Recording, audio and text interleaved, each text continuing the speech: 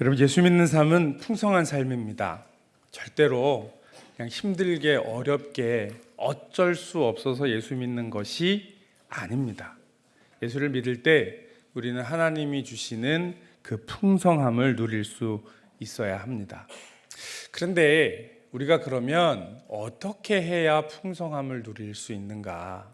그 풍성함은 그냥 오늘처럼 교회에서 잔치하면 잘 먹고 또 재미있고 중요합니다.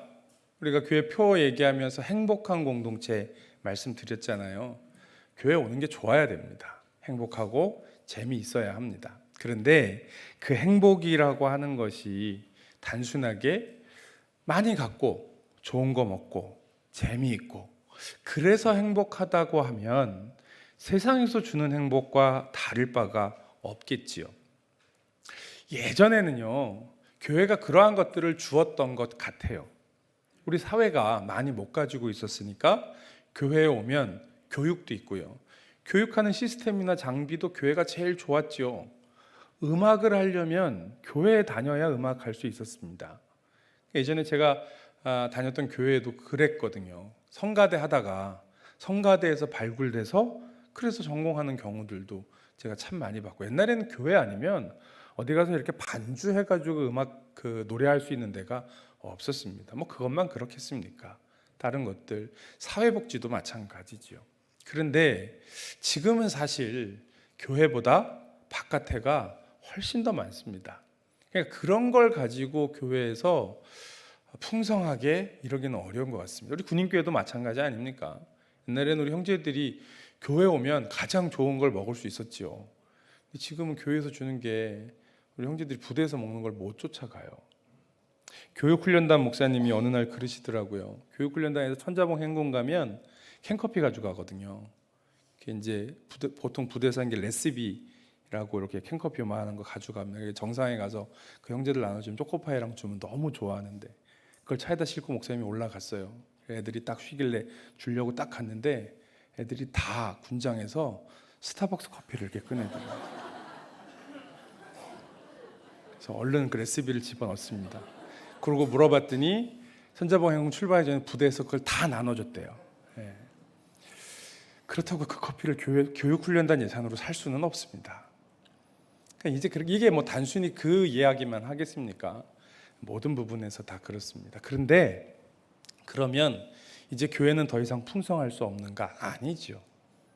그러니까 그것으로 풍성할 수 있다고 생각한 게 오히려 우리가 좀 착각한 것 같아요.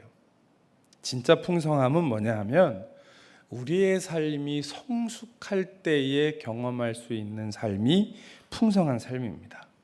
그러니까 여러분, 우리가 신앙생활하는 데 있어서 우리에게 가장 중요한 과제는 뭐냐 하면 과연 우리가 성숙할 수 있느냐라고 하는 거예요. 우리의 인생이, 우리의 믿음이. 그러니까 우리가 이제 표현으로는 여러 가지 표현을 하죠. 믿음이 자라난다, 믿음이 세다, 신앙이 자라난다, 이렇게 이야기하지만 그걸 다르게 표현한다고 하면 우리의 신앙이 성숙하는 겁니다. 신앙의 성숙함은 신앙만이 아니고요, 삶도 성숙하는 겁니다. 그 성숙함의 모델이 바로 예수님이에요. 그러니까 우리가 예수님을 믿는다라고 하는 것은 그냥 십자가의 예수님을 바라보고 그리고 이렇게 쳐다보는 게 아니에요. 자린고비가 굴비 매달아 놓고 이렇게 쳐다보면서 밥 먹는 것처럼 그게 아닙니다. 신앙생활은 그 예수를 따라가는 겁니다. 한 걸음 한 걸음 한 걸음 예수님께로 가는 거지요. 닮아간다는 이야기입니다. 그게 성숙입니다.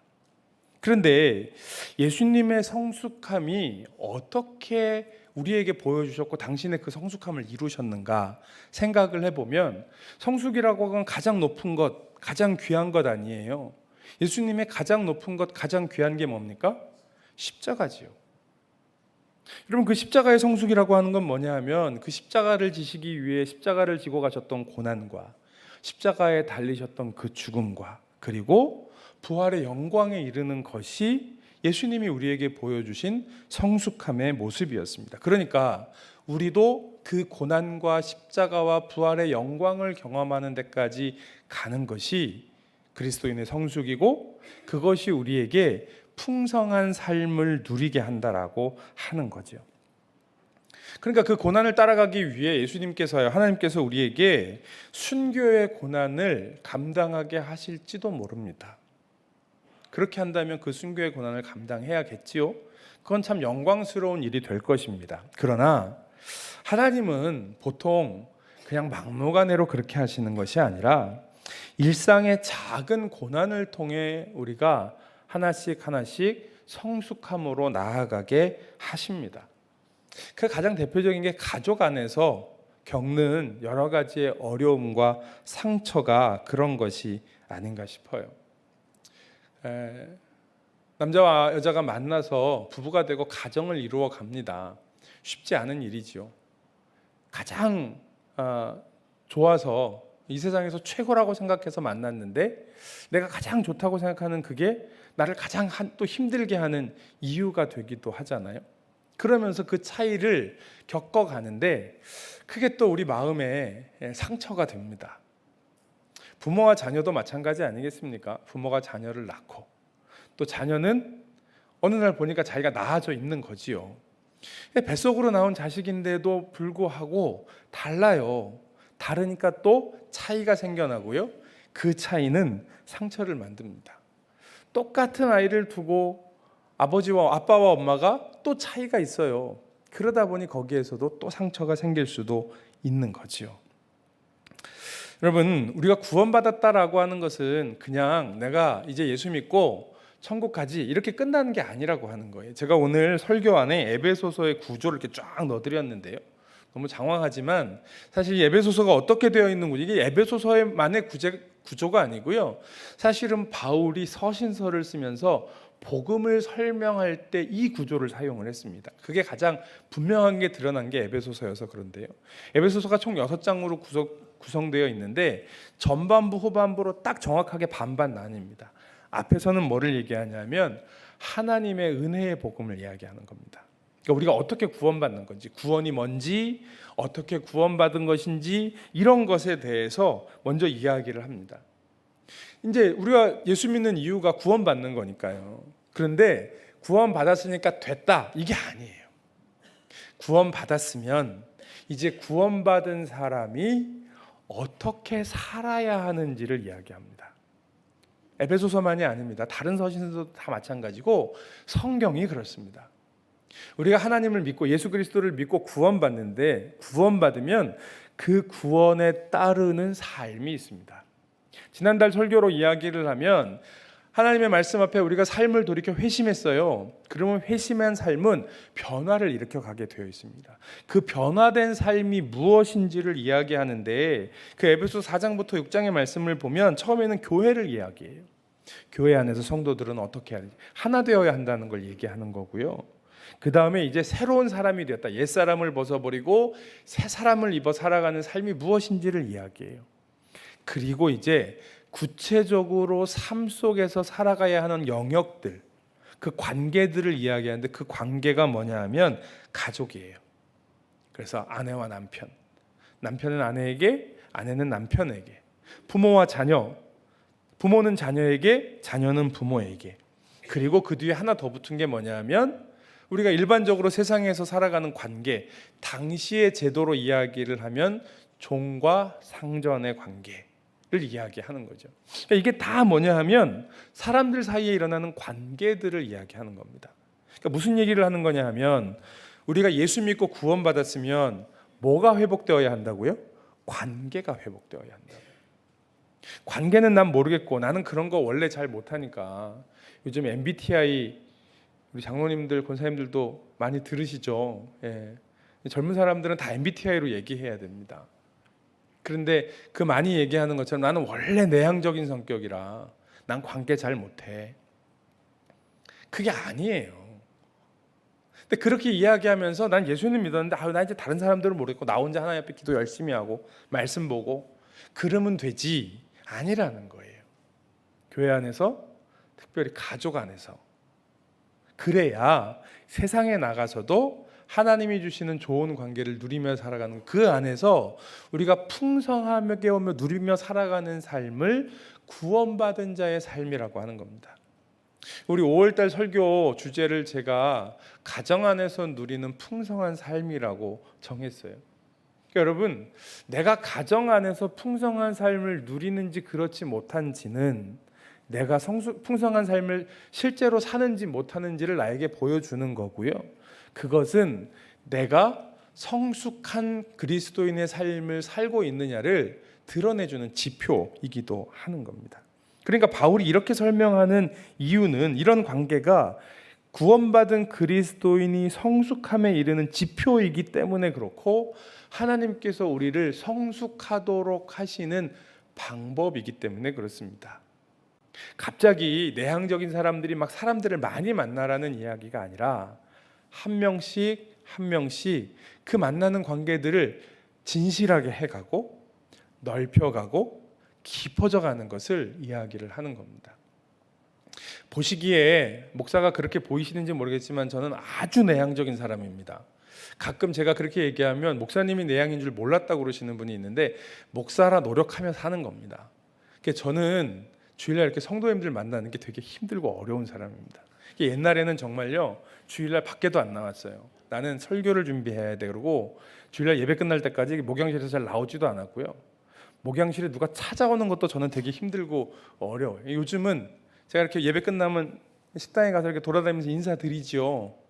엄청 피곤합니다. 한 10분 돌아다니면 저 사무실 가서 한 15분 쉬어야 돼요. 그래야 좀 이렇게 숨이 돌아오고, 그러면 이제 또 내려가서 뭐 이렇게 하고. 그런데 내향적인 사람이 외향적으로 살 수는 없어요. 저는 그런 것 같아요. 너무 힘들어요. 그러나 그 관계를 진실하게 하나님이 나에게 주신 나의 원래의 모습대로 그렇게 살아가는 것이 구원받은 성도가 살아가는 삶이라고 하는 거죠. 그게 특별히 가족 안에서예요.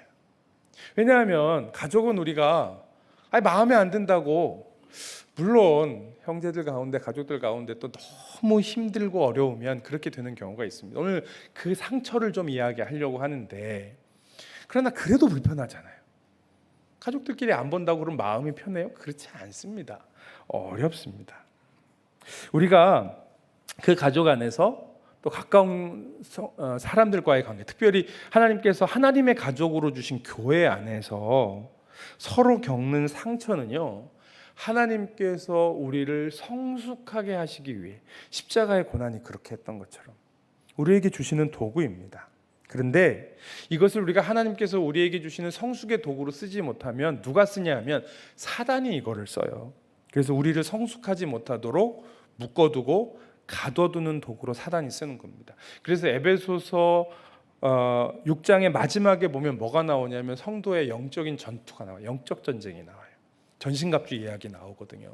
그게 무슨 얘기냐면 구원받은 사람이 하나님이 주신 관계 안에서 성숙함을 이루어가는데 그것은 영적인 싸움이다. 그러니까 내가 누구와 화해하는 거예요. 남편과 아내와 잘 지내는 것, 자녀들과 잘 지내는 것, 영적인 싸움입니다. 굉장히 중요한 일이라고 하는 거예요. 여러분, 하나님은 우리에게 복을 주셨어요. 복을 주시기를 원하시고요, 복을 주시되 넘치도록 부어주시는 분이 우리 하나님이십니다. 이스라엘 백성들이 그랬습니다. 오늘 민수기 말씀이 이스라엘 백성들이 출애굽하여 이제 광야에 있는 모습인데, 그 이스라엘 백성들에게, 출애굽한 이스라엘 백성들에게 광야에서 주신 복이 무엇인지 오늘 말씀에도 나오지만 조금 더 구체적으로 신명기 8장 말씀을 좀 보려고 해요. 그냥 화면을 좀 보시고 또 여러분 설교안을 보시면서 따라오시면 잘 아는 말씀입니다. 하나님께서 이스라엘 백성들에게 어떻게 복을 주셔요? 첫 번째는 이스라엘 백성들이 애굽 땅 종되었던 집에서 그들을 이끌어내셨습니다. 애굽에서 종으로 살아간, 노예로 살아가던 이스라엘 백성들이 하나님 앞에 부르짖을 때에 하나님께서 그들을 불러내셨어요.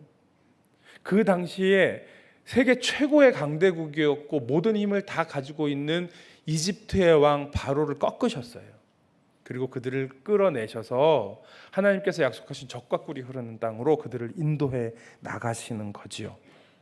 15절에 보면 하나님께서 그 이스라엘 백성들을 인도하여 그 광대하고 위험한 광야, 그곳은 불뱀과 전갈이 있고 물이 없는 간조한 땅인데 그 땅을 지나가게 하셨습니다. 어떻게 해요? 홍해를 건너게 하셨고요. 그 뒤에 나오지요. 이스라엘 백성들이 물이 없다고 할 때 너희를 위하여 단단한 반석에서 물을 내게 하셨습니다. 그들이 먹을 것이 없을 때에 그의 조상들도 알지 못하던 만나를 매일매일 광야에서 이스라엘 백성들에게 내려주셔서 그들을 먹게 하셨습니다. 이것을 뭐라고 말씀하시냐면 마침내 내게 이스라엘 백성들에게 복을 주려 하심이니라 라고 말씀하셨습니다.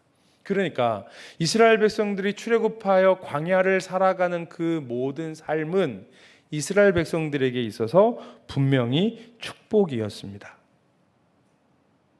그럼 우리도 마찬가지입니다.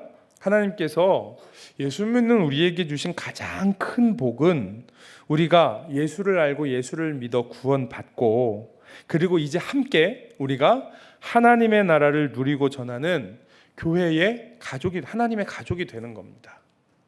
또 하나님께서 우리를 그리스도의 가정, 믿음의 가족을 이루게 하셔서 하나님의 가족이 되게 하셨습니다. 이렇게 교회와 가족이 되게 하시는 것. 이제 다음 주 말씀은 그래서 교회와 가족은 근본이 같아요. 뿌리가 같아요. DNA가 같아요. 그러니까 교회 오면 가정 같아, 집 같아야 되고요. 반대로 집에 가시면 교회 같아야 돼요. 목사 집이나 장로님 집만 그러는 게 아닙니다. 모든 그리스도인의 가정은 집에 가면 여기가 교회야, 집이야 싶어야 돼요. 교회 오시면 여기가 교회야, 집이야 싶어야 돼요. 그게 우리가 신앙생활 잘하는 겁니다. 하나님께서 이 선물을 우리에게 주셨습니다. 여러분 따라해 봅시다. 가족은 하나님이 주신 놀라운 선물입니다. 네, 여러분 믿으시기를 바랍니다. 분명하지요? 하나님이 그렇게 말씀하셨어요. 여러분 시편 127편 3절 말씀을 보십시오. 한번 읽어주시겠어요? 시작. 보라, 자식들은 여호와의 기업이요 태의 열매는 그의 상급이로다. 네, 바로 128편에도 똑같 비슷한 말씀이 나옵니다. 128편 3절입니다. 시작. 내 집 안방에 있는 내 아내는 결실한 포도나무 같으며 내 식탁에 둘러앉은 자식들은 어린 감람나무 같으리로다. 아멘. 여러분 자식들은 여호와의 기업이고요 태의 열매는 상급이고요 아내는 결실한 포도나무이고 자식들은 어린 감람나무입니다. 아내는 포도나무고 자식들은 감람나무인데 남편은 없으니까 역시 남편은 짐이구나. 그런 게 아닙니다. 그런 거 아니고요. 그러니까 하나님이 우리에게 가족을 주신 것, 우리에게 귀한 열매를, 풍성한 열매를 주신 겁니다. 이스라엘 백성들이요. 그런데 이제 오늘 본문 말씀으로 올게요. 민수기 21장 5절이에요. 한번 읽겠습니다. 시작. 백성이 하나님과 모세를 향하여 원망하되 어찌하여 우리를 애굽에서 인도해 내어 이 광야에서 죽게 하는가? 이곳에는 먹을 것도 없고 물도 없도다. 우리 마음이 이 하찮은 음식을 싫어하노라 하매. 여러분 하나님이 이스라엘 백성들에게 복으로 주신 게 뭐냐면 출애굽시키셨고 또 먹을 것과 마실 것을 주셨어요. 그런데 이스라엘 백성들은 출애굽하게 이스라엘 백성들을 애굽에서 끌어내어 주신 것이 어찌하여 우리를 애굽에서 인도해내어 이 광야에서 죽게 하는가? 하나님께서 이스라엘 백성들을 출애굽하게 하신 것이 그들에게는 원망의 이유가 됐습니다. 우리가 먹을 것도 없고 마실 물도 없다. 하나님이 반석을 쳐서 물을 주셨고 하늘에서 만나를 내려 먹게 하셨는데 먹을 물이 없고 마실 것이 없다는 것이 그들의 원망의 이유가 되었습니다. 하나님이 주신 만나를 뭐라고 얘기해요? 이 하찮은 음식을 이라고 이야기를 합니다. 하나님이 주신 축복인데요, 그게 이스라엘 백성들에게 어느 순간 복이 아니에요. 그것 때문에 원망이 되는 거예요. 그것 때문에 불평과 불만인 거지요. 여러분 왜 이스라엘 백성들이 이렇게 원망을 했는가 보니까요 4절 말씀에 이렇게 이야기를 해요. 한번 4절을 읽겠습니다. 시작. 백성이 호르산으로 출발하여 홍해길을 따라 에돔 땅을 우회하려 하였다가 길로 말미암아 백성의 마음이 상하니라. 아멘. 이스라엘 백성들이 그 출애굽의 광야의 길을 가는데요, 그 가는 길이 너무 힘들었어요. 이번에는 성지순례 그 출애굽 애굽 이집트를 안 가니까요. 이집트 성지순례 다녀오신 분들 그 광야길 걸어 보셨습니까? 가끔 이제 광야길을 한 30분 정도만 걷게 합니다. 요청을 하면 한 10분 15분 걷기도 하는데 죽을 것 같습니다. 이걸 40년을 걸었다고?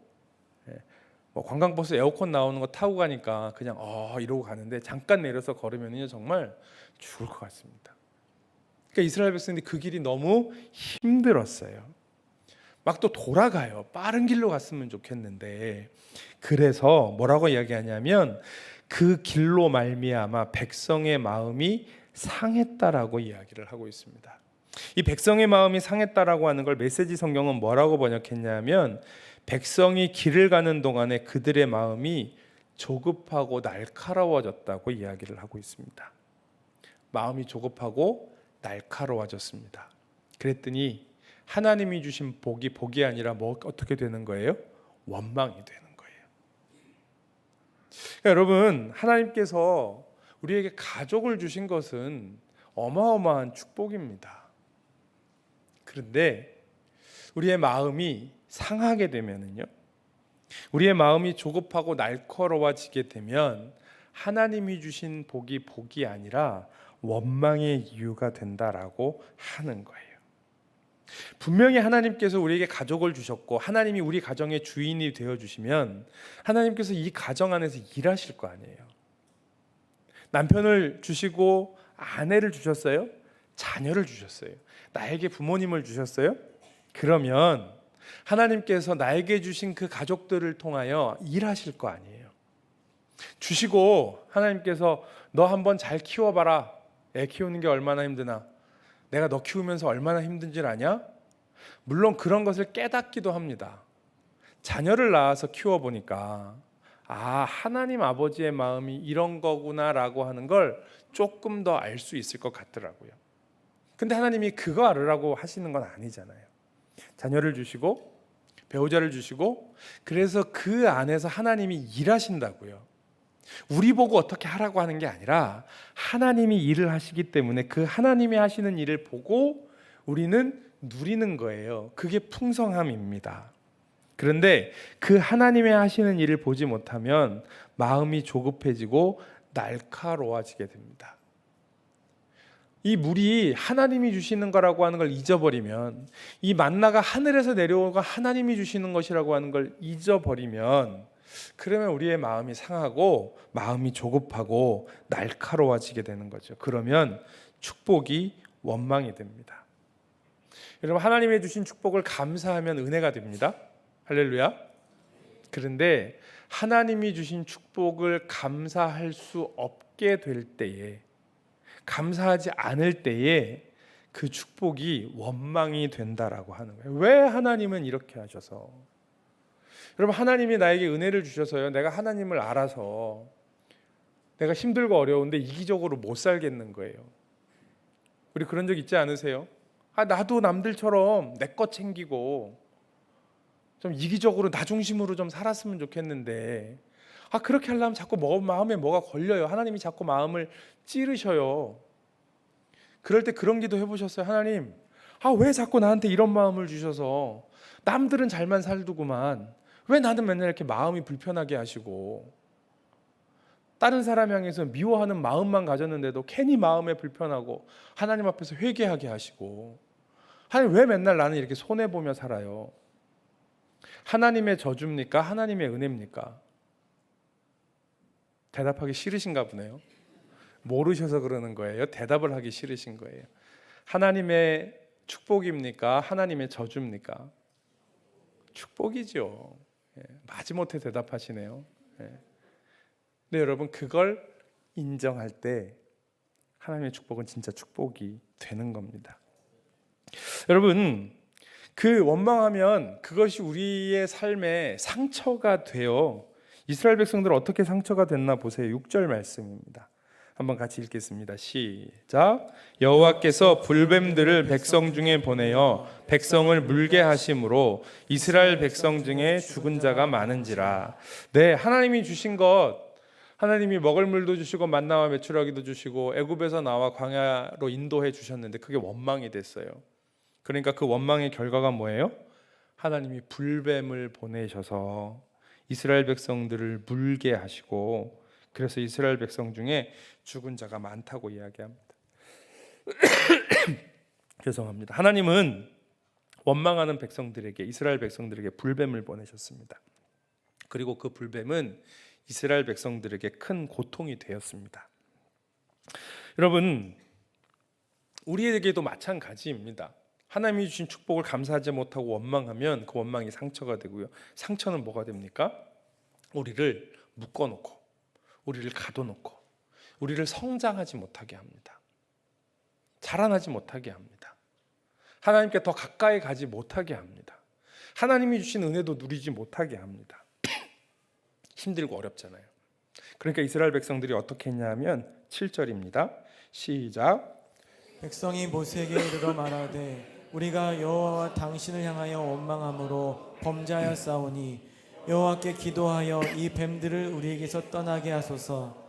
모세가 백성을 위하여 기도하며 아멘. 자, 여러분, 이스라엘 백성들이 깨달았어요. 뭐라고 하냐면 여호와여 당신을 향하여 원망함으로 범죄하였사오니.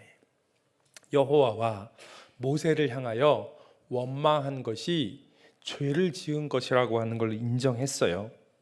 아, 이 상처가 나의 원망 때문이구나라고 하는 걸 인정했어요. 그럼 어떻게 하고 싶어요? 그 상처가 이제는 없었으면 좋겠어요. 그죠? 그래서 뭐라고 요청하냐 하면 이 뱀들을 우리에게서 떠나게 하소서. 그 상처가 불뱀이라고 한다면 우리가 그 뱀이라고 하는 자리에 상처를 넣으면 이렇게 되는 거죠. 이 상처들을 우리에게서 떠나게 하소서. 이게 우리가 기도하는 거 아닙니까? 하나님, 제가 인정합니다. 하나님이 우리에게 주신 축복을, 하나님이 저에게 주신 가족을, 배우자를, 자녀를 사랑하지 못했습니다. 원망했습니다. 그래서 그게 저에게 상처가 되었네요. 그러니까 하나님, 좀 이 상처를 떠나게 해주세요 라고 요청하는 거죠. 여러분, 가족 안에 있는 상처는 우리를 뭡니다. 실제로 자라지 못하게 하고 누리지 못하게 합니다. 가족이 힘들고 어렵다는 생각을 합니다. 왜 가족은, 우리 집은 나를 이렇게 힘들고 어렵게 하는가라고 생각하게 합니다. 그게 여러분, 이 영적인 싸움이라고 아까 말씀을 드렸잖아요. 그래서 그 권세가 가족이 힘들고 어렵다라고 생각하는 이 생각이 지금 우리 사회를 붙잡고 있는 거예요. 그래서 결과가 뭐예요? 결혼 안 하려고 하고 아이 안 낳으려고 하고요. 여러분, 그냥 단순히 경제적인 문제가 아닙니다. 절대로 아닙니다. 그렇다고 생각하세요? 지난주에도 말씀을 드렸지만 우리 이정주 집사님 가정이 힘들어 보이긴 하지만 불행해 보이세요? 아니에요. 계시나? 미안합니다. 네, 자꾸 저는 주일날 시돌 아래 보는 게 제 유일한 낙이어서 아까도 이렇게 도훈이 보는데 혼자서 신발 신는 게 얼마나 이쁘든지.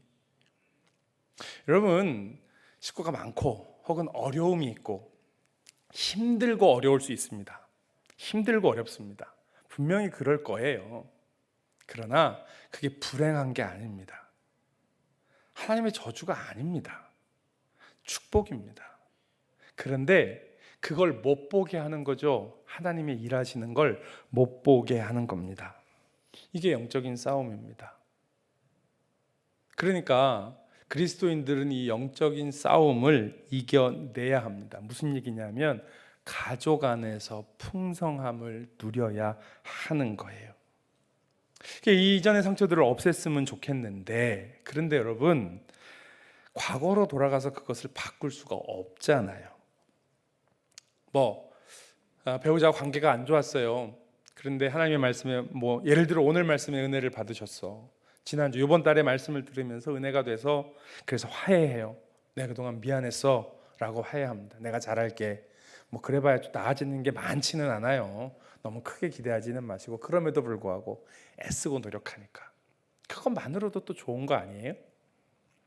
아이들과 소원해진 자녀들과 다시 이야기를 시작합니다. 그렇다고 해서 과거에 잘못한 것들을 지워버릴 수 있는 건 절대로 아닙니다. 오히려 그 과거를 돌아보게 될 때에 느끼는 후회들이 있고요. 어떤 경우에는 죄책감이 있을 수도 있죠. 그리고 그것들이 또 다시 나를 붙잡을 수도 있습니다. 그런데 하나님은 이 상처를 없애달라고 하는, 이 뱀들이 우리에게서 떠나게 해달라고 하는 이스라엘 백성들의 요청에 대해서 이렇게 답변하셨어요. 8절 말씀입니다. 같이 읽겠습니다. 시작. 여호와께서 모세에게 이르시되 불뱀을 만들어 장대 위에 매달아라. 물린 자마다 그것을 보면 살리라. 아멘. 자, 여러분 보세요. 이스라엘 백성들이 요구했던 건 뭐냐면 이 뱀들을 우리에게서 떠나가게 해 주십시오. 문장으로만 보면 뭐 낫게 하는 거는 바라지도 않고요. 뭐 그냥 이렇게 해서 힘든 건 힘든 대로 그냥 살겠습니다. 물렸으니까 물린 대로 그냥 살겠습니다.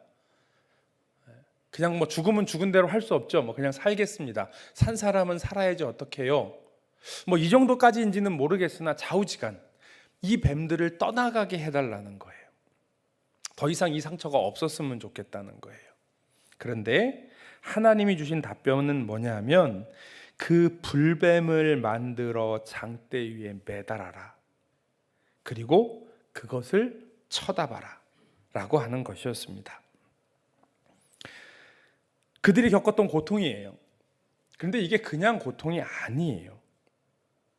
드러내기도 싫고 쳐다보기도 싫은, 어떻게 보면 이스라엘의 수치입니다. 여러분, 가족은 그럴 수 있습니다.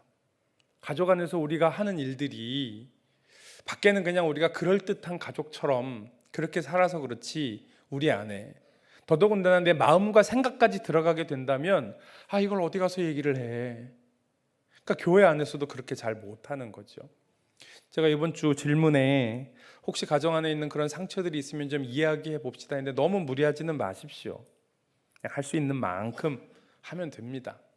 적당히 포장할 수도 있습니다. 그런데 적어도 우리 안에 그것이 있다라고 하는 거죠. 그러면 그럴수록 더 깊은 것인지 모르겠어요. 이스라엘 백성들에게 있어서 그들을 구원하신 하나님이 있는데 그 하나님 앞에서 이렇게 원망하는 것이 그들에게 얼마나 큰 수치입니까? 부끄럽지 않겠어요? 그러한 것이지요. 그래서 그들이 결국은 불뱀에 물린 거예요. 불뱀이 이스라엘 백성들이 잘하고 있는데 고난이 와서 하나님이 그 고난을 회복시켜 주시는 게 지금 아니란 말이에요. 그런데 하나님은요, 그 수치를 어디 가서 드러내기도 싫고 인정하기도 싫은 그 가족의 이야기들을 드러내고 쳐다보라고 말씀하고 계시는 겁니다. 그리고 뭐라고 말씀하셔요? 그것을 보면 살리라. 여러분, 이것이 하나님이 주신 답변이었습니다. 그 도은미 사모님이라고 가정사역 하시는 분이 계셔요. 요즘은 뭐 그분 강의나 책을 제가 그렇게 많이 못 본 것 같은데 오래전에 아주 뭐 한국교회에 아주 유명한 강사하셨습니다. 그분이 쓴 그 예전에 쓴 책 가운데 제가 보고 많이 도전이 되었던, 제목에서 그냥 확 끌렸던 책이 있어요. 그 책의 제목이 뭐냐면 고쳐달라 말고 죽여달라 하라 라고 하는 제목이에요. 그 책의 첫 챕터에 나오는 내용인데요. 남편이 목사님이세요. 산모님이시니까. 그리고 큰 집회, 온누리교회 와서는 큰 집회에 강사로 초청을 받고 그 중요한 강의를 준비하면서 아주 사소한 거예요. 본인은 하나님 앞에서 기도하고 막 하나님의 감동이 있어서 너무 바쁘고 힘든데 남편을 위해서 아주 근사한 식탁을 만들었는데 남편 목사님이 와서 그 식탁을 보며 하는 말은 나 오늘 라면 먹고 싶은데 뭐 이래가지고 마음이 상했던 뭐 그 이야기들을 하면서 근데 사모님 너무 상처가 된 거예요. 하나님 앞에 기도하는 거죠. 하나님. 근데 그 상처된 또 자기의 모습이 부끄럽고 말이 안 되는 것 같고 뭐 막 이런 마음들이 막 드는 그런 이야기를 하면서 기도했다는 거죠. 하나님, 저 좀 고쳐주세요. 저는 왜 이거밖에 안 돼요? 뭐 이런 기도를 하셨다는 거예요. 그때 하나님의 대답이 이거예요. 고쳐달라고 하지 말고 죽여달라고 해라. 고쳐서 쓸 수 있는 게 아니다라고 하는 거예요. 오늘 말씀을 이 이야기를 오늘 말씀으로 가져가면 그거예요. 여러분, 이 이야기를 오늘 우리가 읽은 이 민수기의 말씀을 예수님께서도 자신의 죽음에 대해 말씀을 하십니다. 요한복음 3장 14절과 15절 말씀입니다. 한번 같이 읽겠습니다. 시작. 모사가 광야에서 뱀을 든 것 같이 인자도 들려야 하리니 이는 그를 믿는 자마다 영생을 얻게 하려 하심이니라. 아멘. 여러분, 우리가 해방되려면, 우리가 자유롭게 되고 풍성한 삶을 누리려면 우리를 가장 무섭게 하는 것, 그게 뭐냐 하면 내가 진짜 누구인지를 드러내는 겁니다. 그걸 인정하는 겁니다. 그래서 우리의 모든 죄와 깨짐을 다 드러내는 것, 이게 가장 어려운데요. 이것을 바라볼 수 있어야 우리가 정말 자유를 누릴 수가 있습니다. 그런데 예수님께서 십자가에 달리셔서 그걸 해주신 거예요. 그러니까 우리가 십자가에 달리신 예수 그리스도를 바라본다라고 하는 것은 아까 말씀드린 것처럼 자린고비가 굴비 바라보듯이 이렇게 예수님 보고 아, 은혜네. 그리고 또 삶을 바라보니 고통스럽네. 그러면 또 나와서 기도하고 그치. 그리고 또 집에 가서는 아이고 이거 어떡하나. 이렇게 사는 게 아니에요.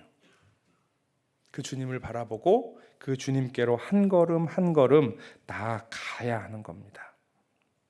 삶의 모든 면이 그렇지만 특히 가족 안의 실패를 다룰 때 더 고통스러울 수 있습니다. 그러나 우리가 그 안에서 하나님이 나에게 주시는 그 진짜 은혜를 찾을 수 있다라고 하는 거죠. 여러분 요한복음 3장 14절과 15절에 이 말씀이 나오는데 3장 16절이 뭐예요? 하나님이 세상을 이처럼 사랑하사 독생자를 주셨으니 이는 그를 믿는 자마다 멸망하지 않고 영생을 얻게 하려 하심이라. 무슨 얘기예요? 예수님이 십자가에 달리셨다고요. 높이 들리셨다고요.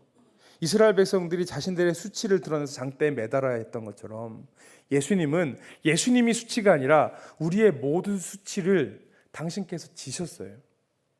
당신의 몸에 상처를 내셨잖아요. 옆구리에, 손과 발에 주님께서 우리의 상처를 자신의 몸에 내셨다고요. 그리고 십자가에 달리셨어요. 3장 16절은 뭐라고 얘기해요? 그 십자가에 달리신 예수 그리스도를 믿는 자마다 멸망치 않고 영생을 얻게 하려 하심이라. 할렐루야. 여러분 마지막 9절 말씀에 뭐라고 이야기하는지 보겠습니다. 같이 읽습니다. 시작. 모세가 놋뱀을 만들어 장대 위에 다니 뱀에게 물린 자가 놋뱀을 쳐다본즉 모두 살더라. 네. 여러분 가족의 상처를 드러낸다는 것 이렇게 설교를 들으면서도 말씀을 나누면서도 여러 가지의 것들이 떠올라요. 내가 잘못했던 것, 내가 받았던 상처, 내가 주었던 상처. 그걸 되돌릴 수는 없고 그거를 매달아 어떻게 매단다고 돼? 여러 가지 마음이 있어요.